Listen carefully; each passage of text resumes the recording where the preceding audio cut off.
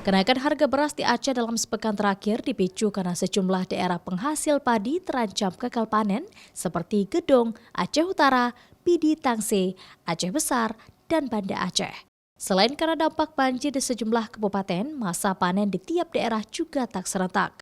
Jika sebelumnya harga beras per karung dijual seharga Rp160.000, kini bahkan sekarung beras atau setara 15 kg dijual sekitar Rp195.000 untuk kualitas premium.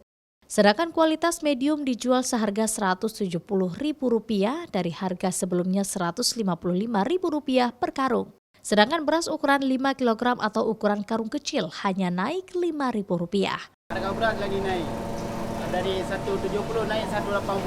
Dari 180 naik 195. Di 10.000 atau 13.000 naik. Yang paling mahal mutiara 195. Ada yang 180 90 kantang obat dari Gedong dan dari Tangsi.